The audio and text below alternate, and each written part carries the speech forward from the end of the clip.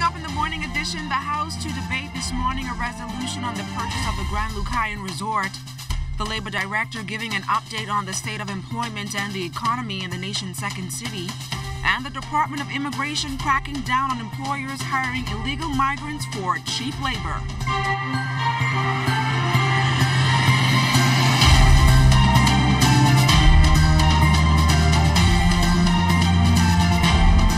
It's a Wednesday, the middle of the week. Good morning, everyone. I'm LaDawn Davis, and this is the Morning Edition. Thank you so much for waking up with us. We're experiencing some partly sunny, hot, and humid temperatures today, with a few passing showers later on. And for a look on weather conditions on the outside, here's Chief Meteorologist Basil Dean. Good morning, Basil. Good morning, LaDawn. This morning we have no named systems in the tropics, but we do have an area of disturbed weather about 1,200 miles to the east-southeast of the Los Angeles. Atmospheric condition at this time marginally conducive for development, and hence the probability is just around 20% over the next 48 hours. But in our area, we do have that troughing across the northwest Bahamas, which will crank up 1 or 2 showers and even a thunderstorm later on this afternoon. In the southeast Bahamas, that trough has backed off towards the east, and that means some reduction in shower activity over the southeast Bahamas. But outside of our studios, partly cloudy, temperature 77 degrees, calm winds, barometric pressure 1,014.3 millibars.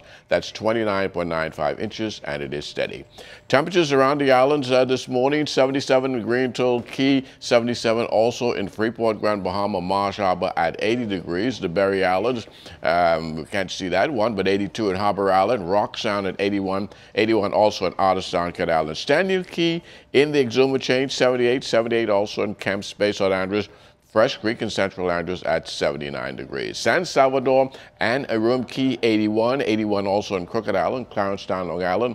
Betsy Bay, Megawana, 82 degrees, Acklands, 82, Machitan and Agua, 82 degrees, and the Turks and Caicos Islands at 81 degrees. Your boating forecasts are for today for all areas: light and variable winds with flat seas 1 to 3 feet over the ocean. Tide-wise is going to be low at 9:25 this morning, high tide at 3:49 this afternoon. And that's going to do it for your first look at weather, the morning edition. Stay tuned. Your forecast for today and tonight is still ahead. Thanks a lot, Basil. Now our Jim Anita Swain is standing by in the Foxhill Roundabout for what's happening on our streets. Good morning again, Jim Anita.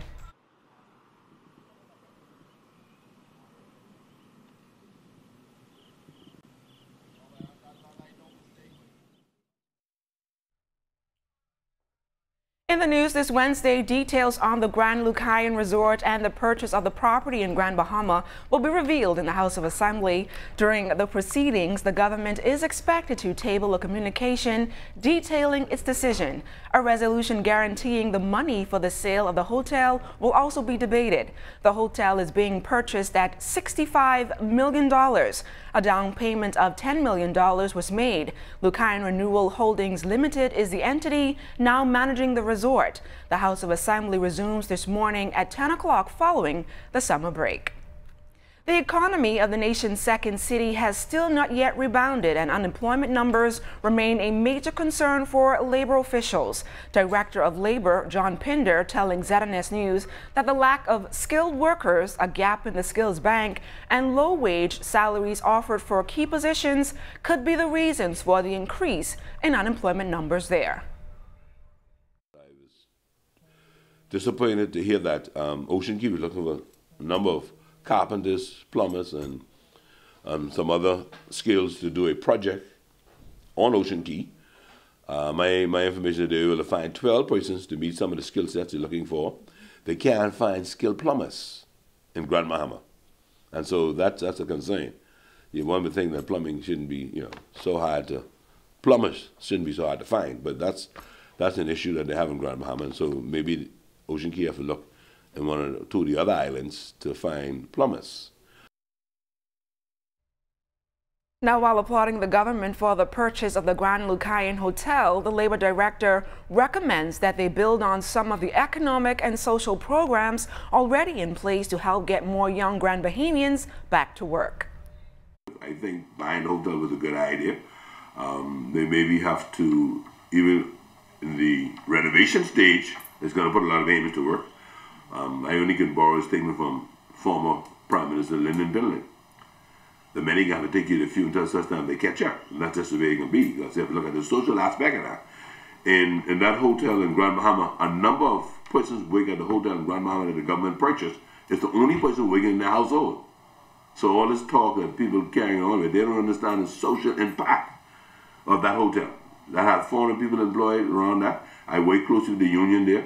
I'm trying to get some matters resolved. Yes, unfortunately, the government may have to pick up the tab as relates to outstanding funds owed to some of those persons who were disengaged when the hurricane damaged the ports of that hotel. Also in the news, National Security Minister, the Honorable Marvin Dames, telling reporters yesterday that crime is down thanks to the consistent efforts to fight the war on crime by the police. He later outlined the force's plan to tackle crime. We have in almost every category of crime, serious crime that is, we continue to see the numbers moving, trending downward. And that's not happenstance. You know, when we came into office, I laid out exactly what it is that we had intended on doing.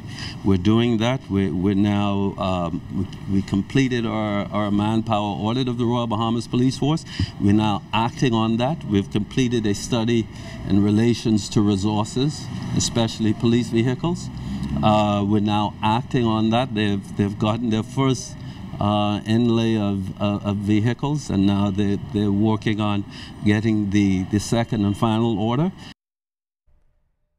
The National Security Minister said new technology will also be used in the crime fight. Cabinet just recently approved the acquisition of ShotSpotter, which is the gun detection technology. That will go hand in hand with the next phase of our CCTV program, and so now we will now move another step towards getting more firearms off the streets, because as they are fired, the technology will now triangulate to where the guns, where the shots coming from. The cameras will pan in those areas, and we will be able to respond as these persons have fired these weapons. Meantime, police expressing concern about the amount of prolific offenders being released on bail. However, Assistant Commissioner of Police Clayton Fernandez says they will continue to do their part to keep the community safe. Charge an individual today for murder, and the next 2-3 months you in the grocery store and he is shopping right on the side of you. Something is wrong with that. Something is wrong with that, and it needs to be addressed. But we will continue to arrest and do our part. We will stay in our lane and do our part. The record will show that the police did their part, and we will continue in that way. Mr. Fernandez says they are executing a number of strategies in the fight against crime. Be a step ahead of the game. We look at the crime trends, and we evaluate it, come together as a team, and then we put our strategies together. So you will see operations, operations, operations. Immigration officials remain committed to clamping down on illegal migrants working in the country illegally and those persons who hire them. It's in keeping with the government's no-tolerance approach to deal with persons who break the country's immigration laws. Immigration Director Clarence Russell. If there is anyone out there in the sound of my voice who is participating in any act that is in contravention of the current laws of the statute of the Commonwealth of the Bahamas, rest assured, we will find you and we will deal with you. We encourage persons who would wish to take advantage of the beauty of the Commonwealth of the Bahamas to do so in the right way. Mr. Russell also spoke to the benefits of the department's move to go electronic. After a soft launch, Russell says the plan is to update those offices in the Family Islands as part of the reform for the Border Protection Agency. We are in the process as we speak with CBN on board of doing the entire reformation of the Immigration Department. That is quite a mandate, but we are up to the task. We launched last week. We have had no severe glitches thus far, and we hope and pray that it remains that way. But gone will be the days when files are disappearing and when you have to go into corridors to get necessary action. It will be a one-stop shop, and hopefully in the not-too-distant future, we will consider diversification of the agency. And we now go live to our Jimenita Swain, who is standing by near the Fox Hill and Prince Charles roundabout. Good morning, Jimenita. Good morning, LaDawn, and good morning, Bahamas. We're coming to you from another busy corridor here in the capital. That is the one at Prince Charles Drive and Fox Hill Road. Traffic has been building up for most of the morning, but one of the vexing issues that traffic officials tend to have to address is, of course, merging, and the fact that motorists seem to have a challenge with that sometimes. Joining me now live is Sergeant Cressenia Johnson of the Traffic Division to speak to us about the challenges that you see or traffic officials encounter with motorists and merging. What specifically is the problem as it relates to that? Okay, let's discuss what merge is. Again, good morning, Bahamas. The merge lane basically prepares you for the road layout ahead. Usually when you're coming off major intersections and roundabouts, just like the Prince Charles Drive thoroughfare, you have where you leave double lanes or lanes that you have 3 or 4 lanes, and you merge into smaller lanes. So you end up going into 1 or 2 lanes. In that case, we have street markings and street signs that are posted at these locations, and they assist drivers to let them know what is expected of them. In your lane, you would see either a straight line or a line with a slight curve in it. It takes you, or it explains to you that you are now to merge. Now, merging means that you stop, you look back in your rearview mirrors, and you ascertain your way clear before entering that lane. We try to discourage persons from bullying their way into other person's lane. Yes, you are a bully, you're a road bully, and we want to discourage that act. We ask that you simply, again, stop your vehicles, utilize the rearview mirrors, ascertain your way clear, and then proceed. And I would imagine those would present challenges specifically at the red light if the light turns already, and some persons, like you say, they're bullying their way over, or they're just trying to get ahead of traffic. Traffic isn't too bad this morning, but I would imagine on a regular busy intersection around 3 o'clock. Yeah, it's going to be crazy. You can imagine, and it also assists with those fender benders and a lot of accidents coming out of these we call bottleneck areas. Persons, because they're bullying their way again into the lane, they end up getting hit from behind because they enter these persons' lanes without ascertaining their way clear. And again, what are some of the traffic infractions that would be as a result of these motorists just not paying attention or just not focused? It's just that, not paying attention. That's where we go to the driving without due care and attention. Driving without due care and attention is a $150 fine. So we need persons to pay attention in these areas because you can be charged with that particular offense. Well, that is, of course, again, Sergeant Cressenia Johnson. But as you can see, the traffic is building up. It's been moving fairly smoothly here on the Prince Charles Drive corridor. No major incidences so far. And, of course, as Sergeant Johnson mentioned, merging is one of those things that motorists should pay special attention to, specifically at the roundabouts and at busy intersections such as this one. Back to you in studio, LaDawn. Thanks a lot, Jimenita. And still to come, we take you live to the Fox Hill community where the Ministry of Public Works is set to begin some major road improvements. That story and more when the morning edition comes right back.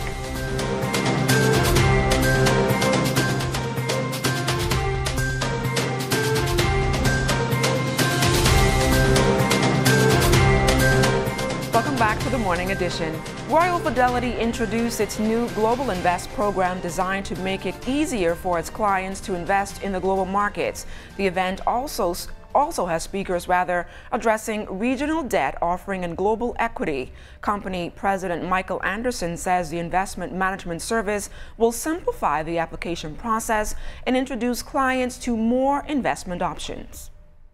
And that is really a product which we hope will help Bahamians to enter into the international investment market with some level of comfort, where we can help them manage it. We introduce them through our broker relationships to particular products that they otherwise would not be able to get access to, and we help them manage their portfolio. So this will help them diversify out of the strictly a Bahamian portfolio into international securities, hopefully with some comfort.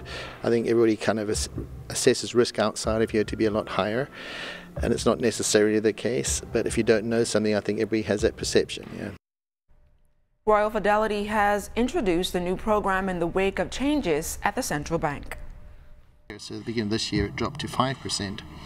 And I think 5% certainly makes it more accessible to Bahamian investors, and I think you can rationalise why, maybe if you look at 5 years, well, a percent a year might be worthwhile paying to get access to diversification in other markets.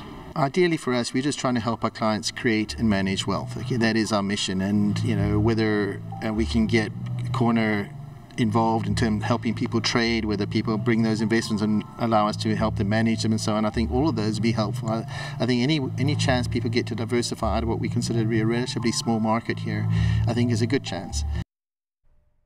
And the Junior Local Government Program has now moved further south after being introduced on the island of Mayaguana last week. National Coordinator for the program, LaShanta Fowler Greenslade, and Assistant Coordinator Latoya Jones held a one-day symposium and introduced junior local government to students of the Abrams Bay High School. They also mounted a seminar for government employees in the Department of Local Government and hosted sessions on ethics in government and performance appraisals. The ladies say both events were a success, while acting principal of the Abrams Bay High School, Yoshan Gibson, says she is pleased the program is now on Mayaguana. Went well. Also the implementation of the program, and I'm expecting great things from the island of Mayaguana. I really think it was extremely productive, very necessary and much needed.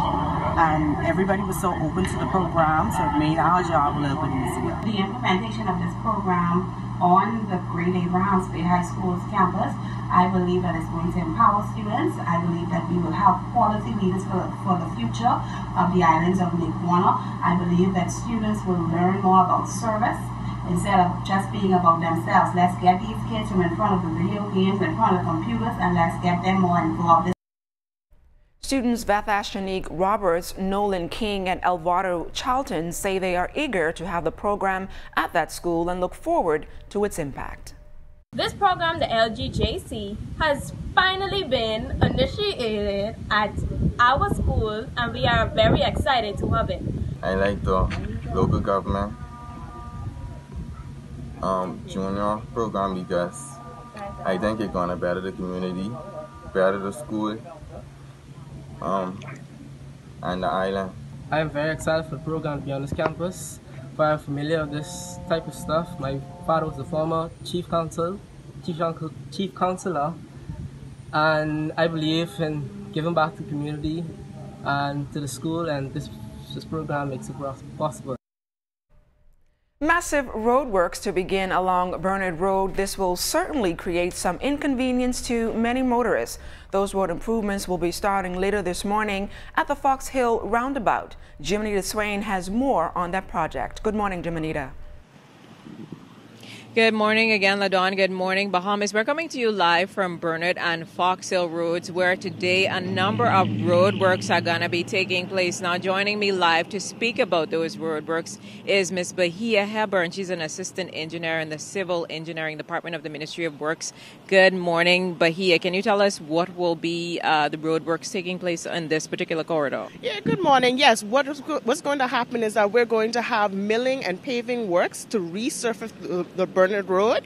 We recognize that the road asphalt is in poor condition, and as part of the Ministry of Works paving program, the Bahamics, our paving division, will be resurfacing Burnett Road, starting from Fox Hill Road roundabout, going all the way down to Village Road.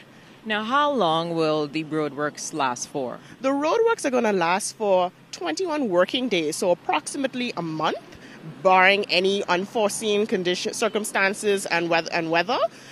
So we plan to finish expeditiously. Now, obviously, this is one of those very busy areas, and I would imagine it will cause some challenges and delays for motorists. What are some of the diversions that motorists can look forward to using, or what are you suggesting that they do to manage in light of what's going to be taking place over the next 21 days? Well, what's going to happen is that there's going to be 8 sections. It's going to start from the roundabout and go from the roundabout to Ramming Street, and then from Ramming Street to Coburn Street, and Coburn Street to Grant Street, and from Grant to Adderley Street by Sac, and then from Adderley to Windsor by near Monastery Park, and then from Windsor to Hillside Park Road where Kingsway is, and then to to Thompson Street where Dan Nottage is, and then finally to Village Road. So there, for the most part, there will be single lane closures, so we'll allow single lane traffic management. But for the areas where we need to close the road fully, we will be doing diversions throughout Fox Hill. And please ensure that you follow the traffic management that we place, and to heed all the signs, and also to drive carefully because you're going to be going through a work zone.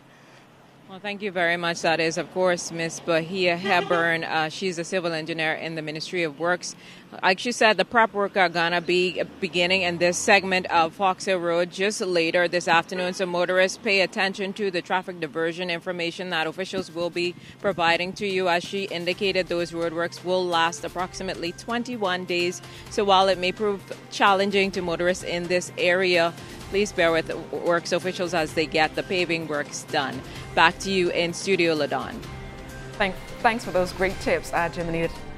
Fisher, I understand that there's a greyhound, I called him, from Jamrock here in the capital today. Yes, a Safa Power, the great sprinter from Jamaica. He's in the 242 this week. He's going to be here doing some things, getting to see the island. That's great. And our own greyhound is here, Shawnee Miller-Uibo. She had a busy day yesterday, went into the Camp Road area, visited the cabinet, boy. She sure did a lot yesterday. I'm very proud of her, what she's doing while she's here for a few days. So what's coming up in sports? Well, coming up in sports, like I said, was a long day for Shawnee, but we have a special feature on athlete, a turn-off event for him, but he's trying to make the best of it.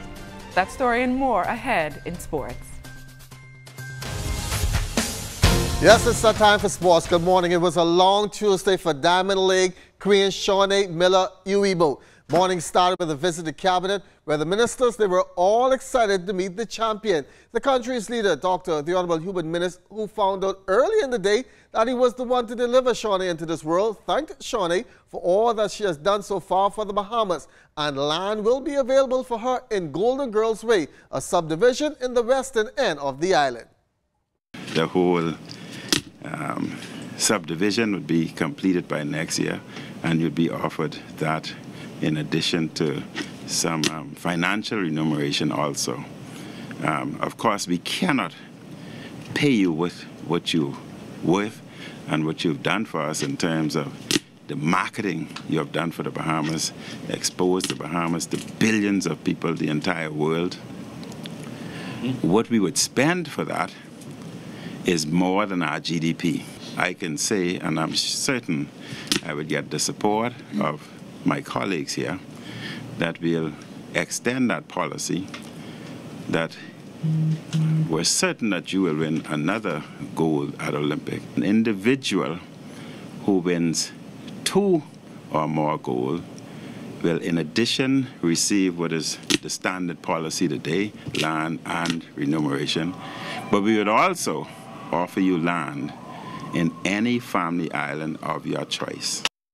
Later in the afternoon, Shawnee was joined by her husband, Michael, father, and Stephen Gardner, the Bahamas top male sprinter in the Camp Road area. And they came bearing gifts for the kids who were elated to be up close with Shawnee.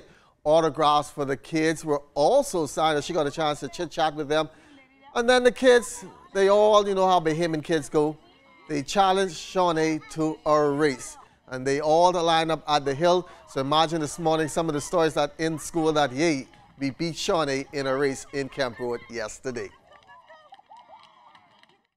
I try my best to inspire not just the athletes coming up, but also the younger generation, just to continue to be who they want to be and continue to fight for that dream to come true. And yeah, I'm living up mine. I remember from since I was a very young girl, I've been fighting for this dream, and to see it actually playing out, I can only give God all the thanks and praise. And I just want to say thank you to the Bahamian public for all the support. I really did feel the entire nation behind me, and so thank you so much. It really does mean a lot to me. Pitchers duel in Game 2 of the Providence Softball Association Men's Championship with 2 national team flamethrowers firing on all cylinders. Alcott Forbes, after striking on 15 in Game 1, came back to send 13 back to the dugout with their bats in the hands, but it was Thomas Davis who did it both ways. A 2-run homer to tie the score at 3 in the top of the 6th. And you can see the Truckers players, they are all elated. But then in the top of the 7th, Eugene Pratt will come to the plate, single with the bases loaded, walk off. The Commander Security Truckers tied the series with the CNS Hitmen at a game apiece with a 5-4 win. Davis had the winning pitcher with 13 Ks. Lamar Watkins on the hard-fought win. Who wanted it more? You know, the game is all about hit, runs, and errors. Fortunately, you know, basically like basketball, the bounced our way tonight. Again, like the first game, a pitcher got in a little trouble, some walks, walked in a couple runs. Yeah, but we were able to bounce back and win tonight. This was very important. You didn't want to go down 2-0. Now it's like a fresh start, so it's the best out of 5 series now. Hopefully we can get the next win on Thursday. Angelo Dillett saying that it was also a hard-fought win for the Hitmen. I guess we gave the fans a treat, and that's how you want to look at it. Yeah, it was a tough game. No one's going to give anything to you. You know, that's a good example of what a championship game probably should look like. We had some opportunities that we didn't capitalize on early in the game, so probably would have made a difference later, but it is what it is. Well, the ladies series also even up after the Johnson Lady Truckers pulled off a 6-2 win over the Sunshine Auto Wildcats. Now game 3 in both series is on for Thursday. Imagine being in the prime of your life, a top athlete, then in the blink of an eye, you are in the fight of your life. That's what happened to this young aspiring basketball player. It was May 9th, 2014 that changed the life of Clarence Butler forever. Home from college on a break, he was involved in a traffic accident. Basically, they had really not much hope for me because I had spine injury and a neck injury. I have pins inside my neck and 2 metal rods in my spine that hold it together. My spine shifted 40 degrees, and it was Dr. Valentine Grimes and Dr. Chambers that did my surgery and my operation. For 6 months, I was in the hospital. I had no memory. I had no memory of the accident. I don't even remember me being inside the hospital. So, but I thank God for being alive and here right now. His recovery is vigorous, just like the regimen when he was a Spouty athlete. For him, it's taking time and patience. Slow, but it's coming along very strong. I'm getting back there strong. Through God, nothing is impossible. So. Earlier, where did you not have movements that it is now? Well, I did not have any movements in my legs area. My leg was not able to fully extend all the way out, but now they're getting back there.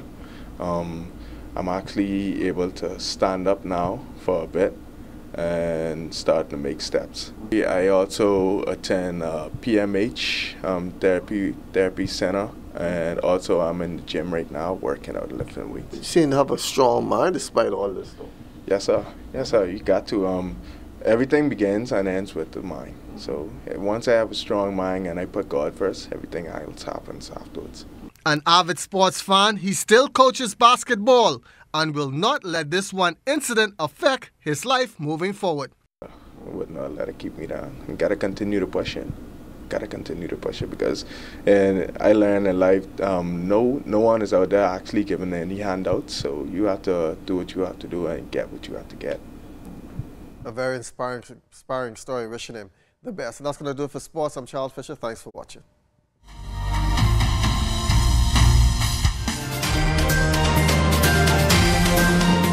In our final look at whether no-name systems in the tropics still have that trough over the northwest Bahamas, that will fire up a couple of showers and thunderstorms during the course of the day. Also, that trough to the south is moving eastward, but will continue to support some shower activity in the southeast Bahamas during the course of this day. Partly sunny, hot with pop-up showers in our forecast. High temperature today, 88 degrees. Tonight, we are looking at partly cloudy to cloudy with scattered showers and thunderstorms. Some of those showers will be heavy at times. Low temperature getting down to 78 degrees, and your extended weather forecast showers right into Friday. Saturday is looking pretty good with just an isolated shower possible. Sunday, even better with plenty sunshine, and that will carry over right into the early part of next week. LaDawn?